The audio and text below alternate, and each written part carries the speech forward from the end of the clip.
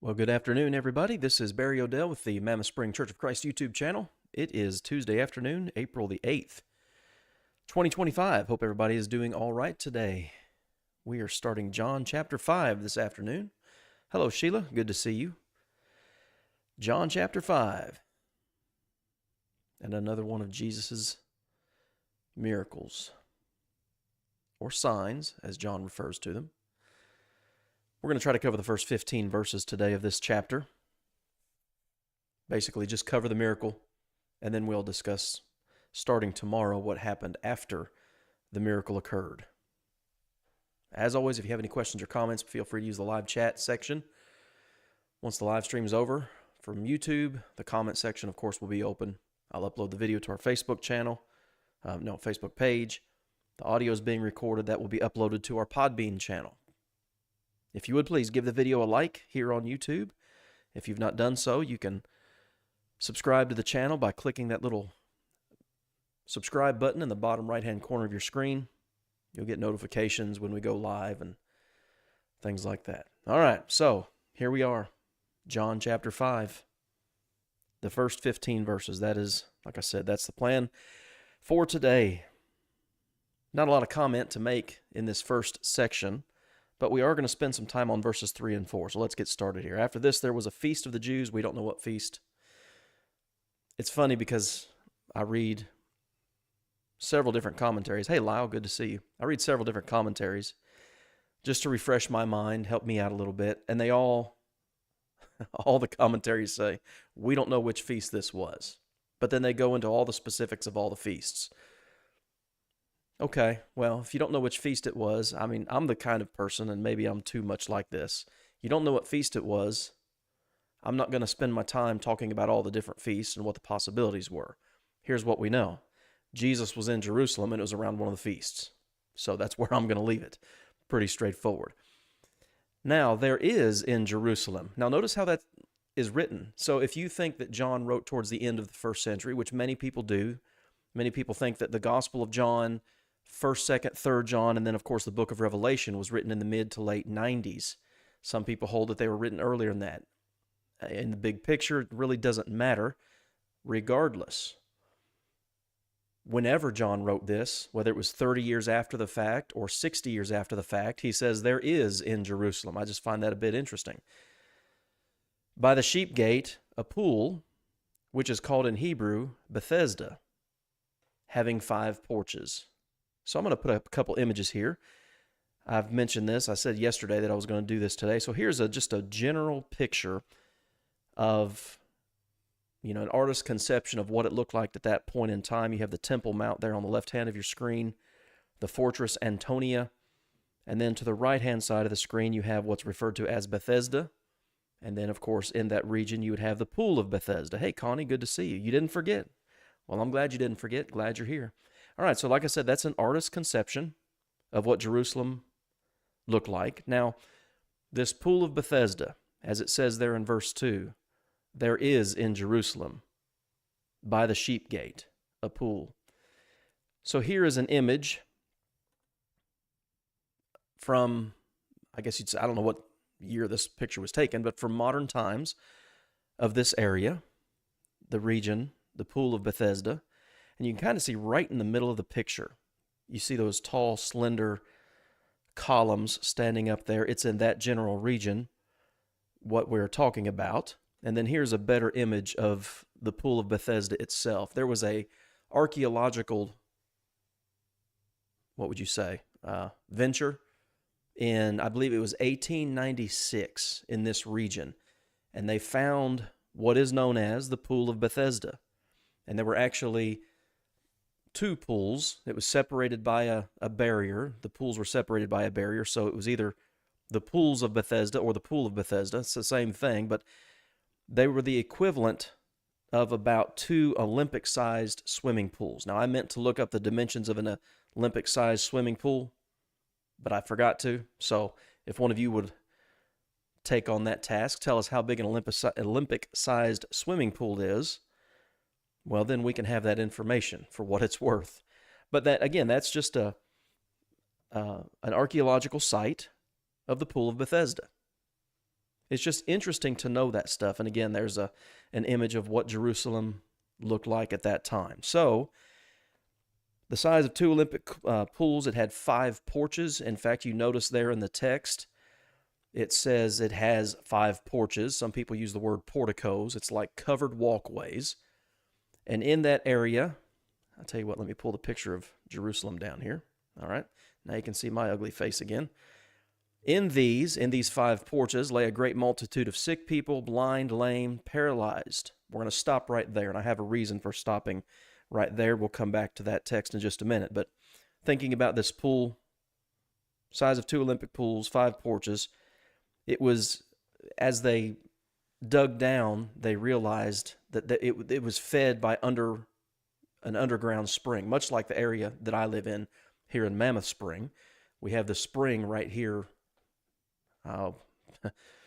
What is it? Maybe not even a quarter of a mile from the church building here, but it's fed underground from, most people say, in the Grand Gulf up in Missouri, about 7 or 8 miles away. And you can, if you're standing there by the spring, you can actually see there's a little diagram on the side. They have a little placard with a diagram of what the spring looks like underneath. But if you stand there, you can actually see the bubbling of the water. And so we're going to talk about this, what you see there in verse 3, waiting for the moving of the water. All right, we'll talk about that in just a minute. But it included, like I said, 2 pools, 1 large pool with a divider down the middle, the size of approximately 2 Olympic swimming pools. So in these porticos, these covered porches or covered walkways, a bunch of sick people were there. Why? The rest of verse 3 and verse 4 are controversial. I'll just go ahead and highlight those, and we'll talk about them. Waiting for the moving of the water. For an angel went down at a certain time into the pool and stirred up the water. Then whoever stepped in first after the stirring of the water was made well of whatever disease he had. All right, so what we need to know about this particular text, if you look at a King James Version, a New King James Version, they are in the text, but there's always a marginal reading. So let me get back to John 5 here.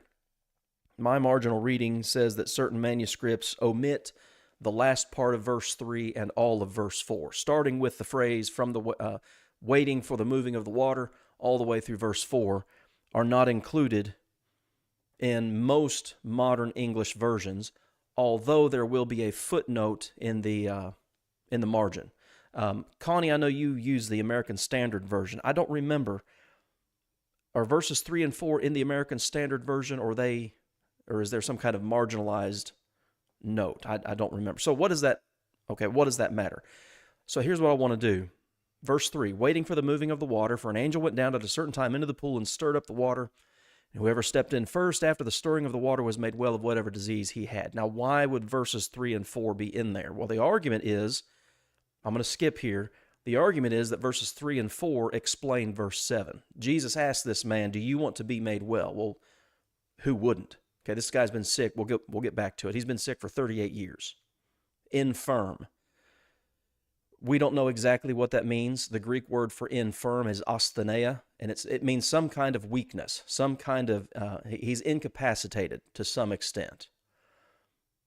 So why are we told in verses 3 and 4 about this stirring of the water and whoever's first in the water is made well? Well, verse 7 says, the sick man answered him, Sir, I have no man to put me into the pool. And the Greek phrase there is literally to throw me into the water.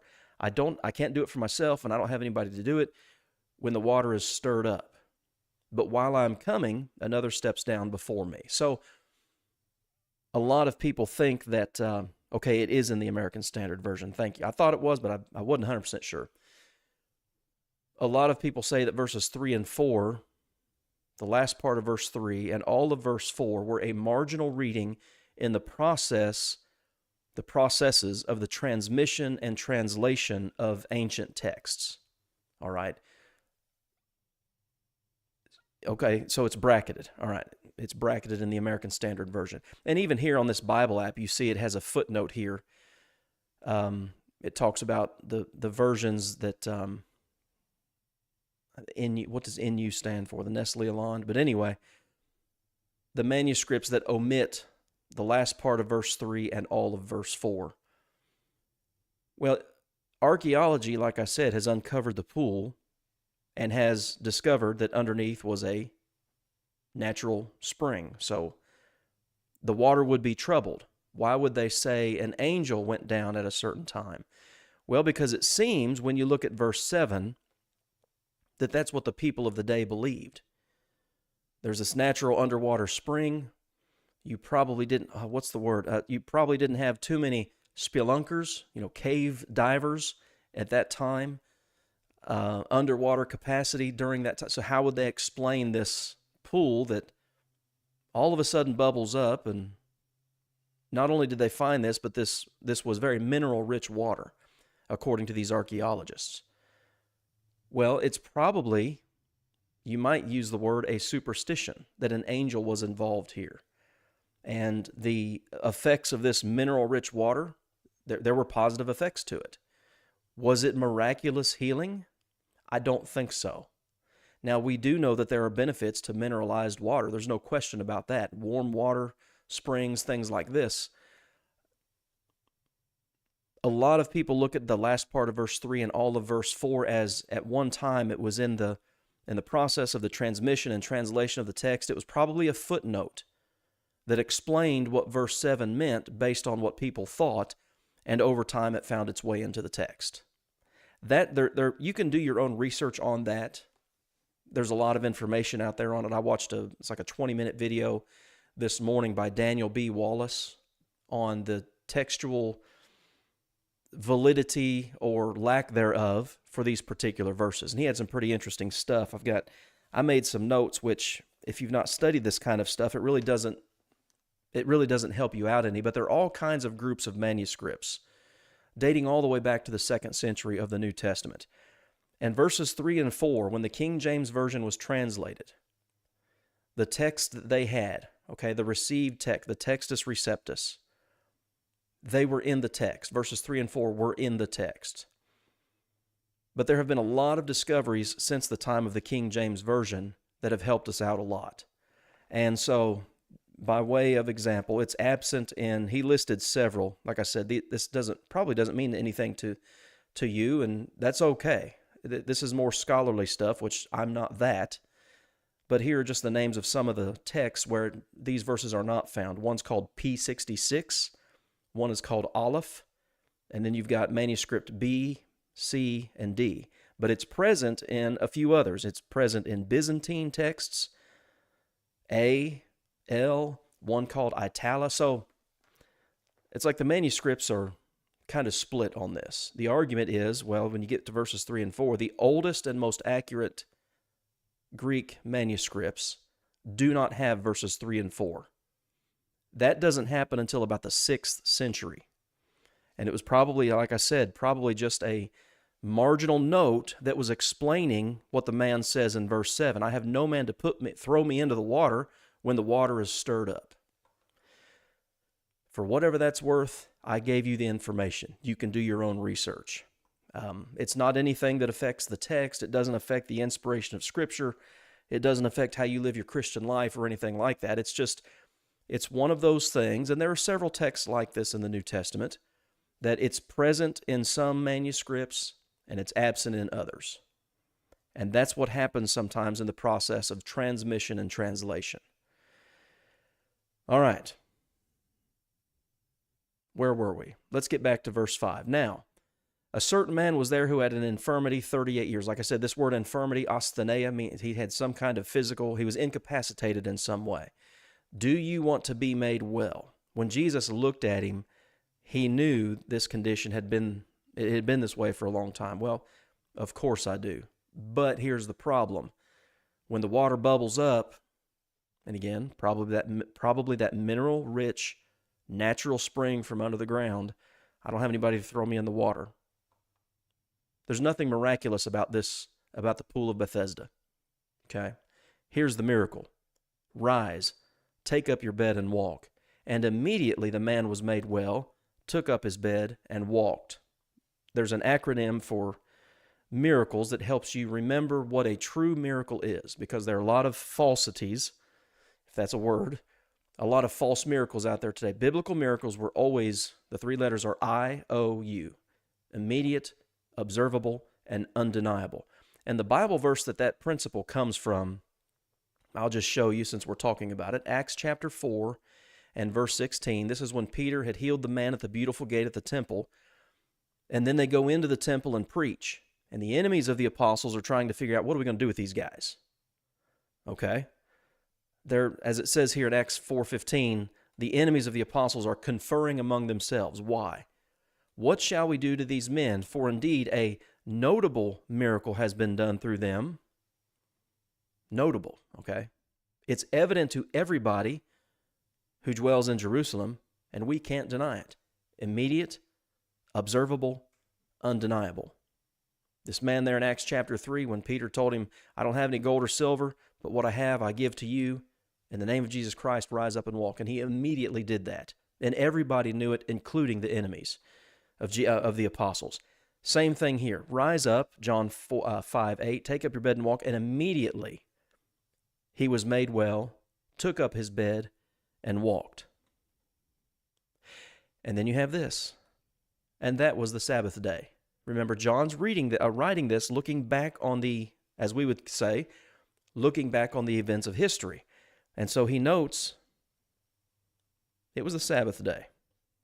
Well, if you're familiar at all with the life of Jesus and the situations that he finds himself in, particularly with certain groups of people, here we go. The Jews therefore said to him who was cured, it is the Sabbath. It is not lawful for you to carry your bed. So think back to the Ten Commandments. I'll just click over there quickly. Exodus chapter 20. And the Ten Commandments start, the commandment on the Sabbath begins in verse 8. We'll start in verse 9. 6 days you shall labor and do all your work. The seventh is the day, the Sabbath of the Lord.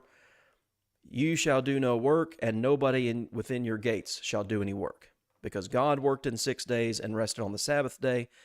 Therefore, you need to work in 6 days and rest on the Sabbath day. After the return from Babylonian captivity, this subject comes up with Nehemiah. And towards the end of Nehemiah, it's in chapter 13. What verses? Let's see. Here we go. Nehemiah 13:18. Well, really, it starts before that. I'll tell you what, we'll start in verse 15. Sorry about that. Nehemiah 13:15. In those days I saw people in Judah treading wine presses on the Sabbath and bringing in sheaves and loading donkeys with wine, grapes, figs, all kinds of burdens which they brought into Jerusalem on the Sabbath day. Okay, remember what we just read. You don't do any work, and nobody within your gates do any work. I warned them about the day on which they were selling provisions. Men of Tyre dwelt there also. They did the same thing on the Sabbath day, and they sold them on the Sabbath to the children of Judah. And in Jerusalem, I contended with the nobles of Judah. Why are you doing this evil thing? You're profaning the Sabbath day. This is why we went into captivity. Verse 18. The land got 70 years of rest for its Sabbaths. You can read that in the book of Jeremiah. Nehemiah 13:19. So it was at the gates of Jerusalem as it began to be dark before the Sabbath, so this would be Friday evening, that I commanded the gates to be shut and charged that they must not be opened till after the Sabbath. Well, he's preventing what's been going on as it's recorded in verses 15 through 18. They're getting everything prepared, hauling things to the city to essentially profane the Sabbath. I posted some of my servants at the gate so that no burdens would be brought in on the Sabbath. Now the merchants and all sellers of all kinds of wares lodged outside Jerusalem once or twice. So it's like you've seen these like grand openings where people will stay outside the night before on the sidewalk so they can be the first people in the door. That's what's happening in Jerusalem. I warned them and said, but what are you doing here? If you do so again, I will lay hands on you. From that time on, they came no more on the Sabbath. We need more leaders in the church like Nehemiah that will take a stand and not compromise and, frankly, not be very nice to people. You are profaning whatever it may be. You know, Jesus drove people out of the temple twice in his ministry because they were making merchandise of the house of God. Nehemiah telling people, I'm going to put my hands on you if you do this again. And the people stopped. Maybe we need to be a little more firm with the truth of God's word instead of trying to be so nice and polite and trying to avoid people getting their feelings hurt all the time. That doesn't do anybody any good. So, back to John chapter 5. Jesus heals this man. He picks up his bed and walks. Is he working? The first question you have to ask yourself, would Jesus, the Son of God, command somebody to break the Sabbath day?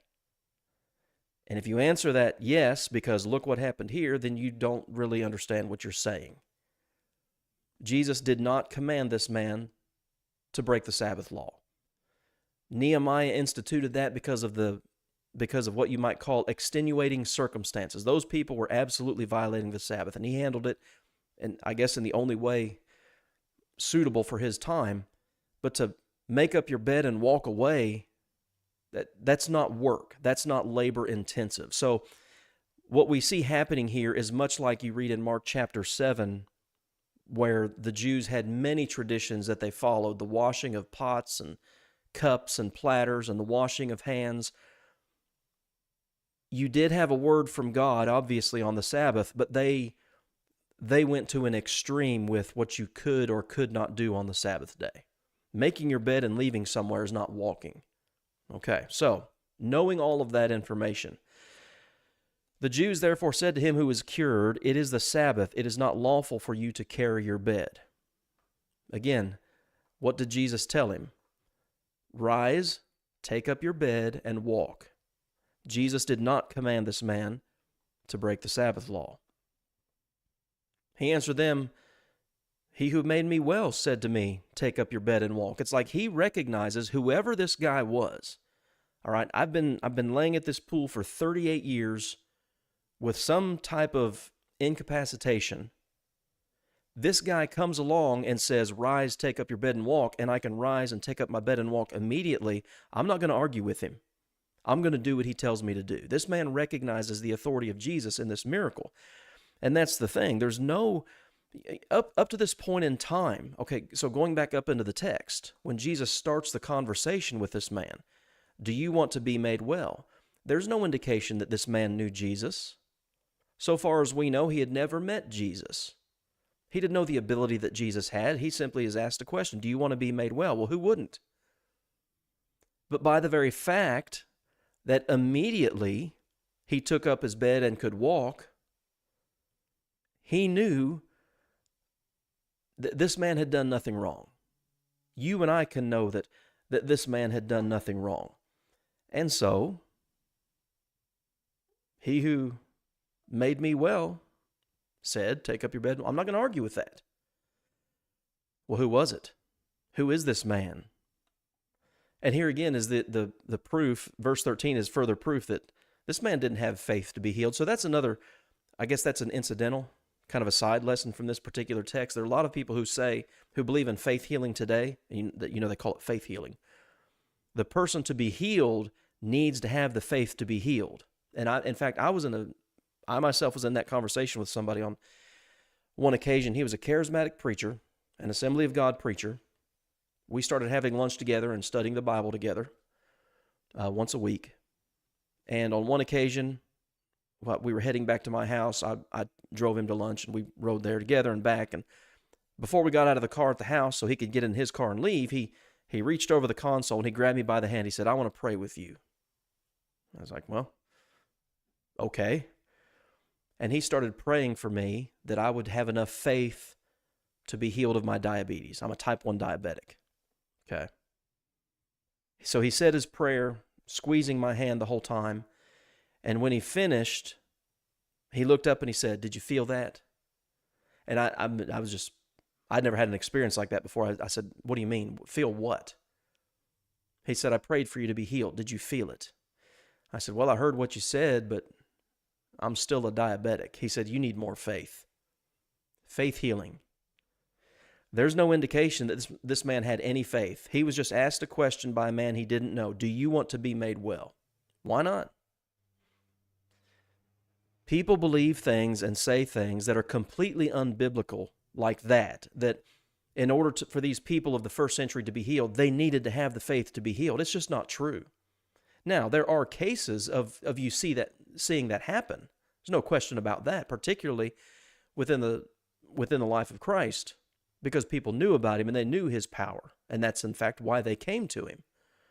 The woman who had that problem of bleeding for so many years, she knew that if she could just touch the hem of his garment, she would be healed.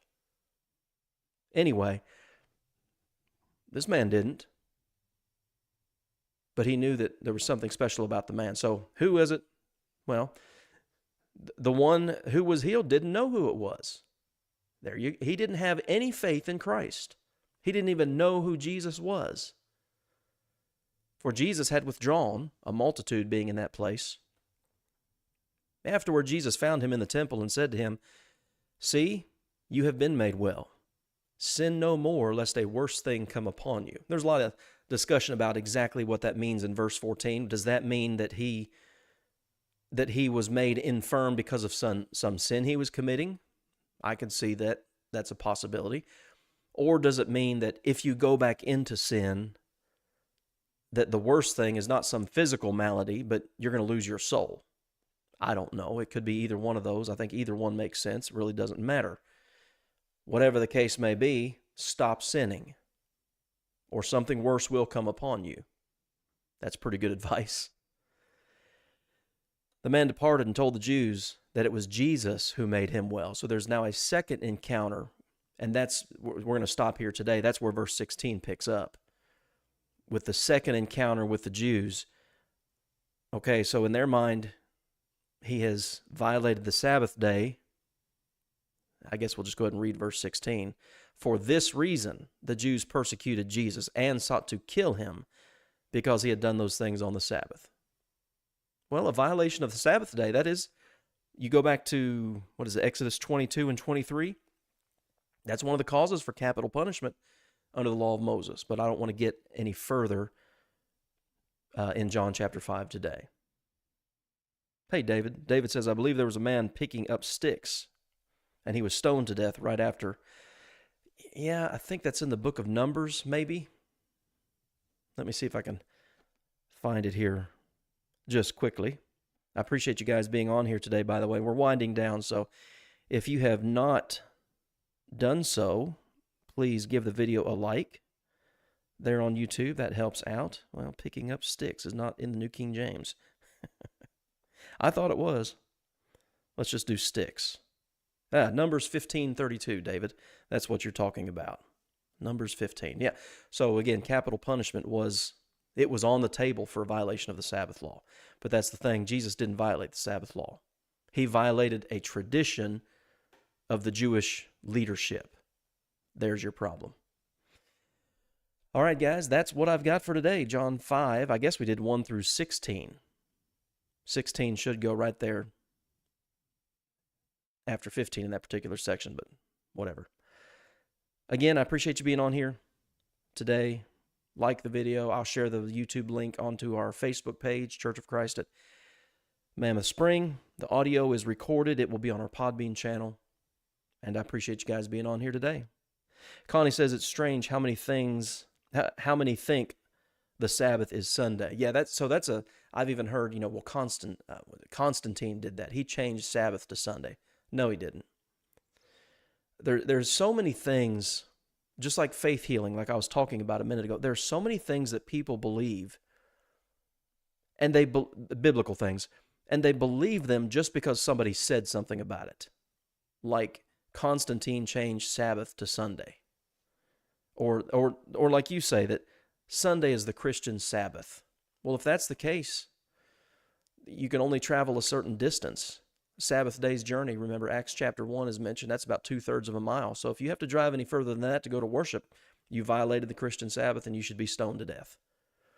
But I've never seen anybody stoned to death because they violated the Sabbath day. People believe things not because they've done their own research or because they know the Bible, but because they've heard somebody they know say it. And I'm not going to put my faith in something somebody says just because I know them and just because they said it. Hey, Alabama, good to see you. There are members of the church that studied on their own and think we're supposed to worship on Saturday. Yeah.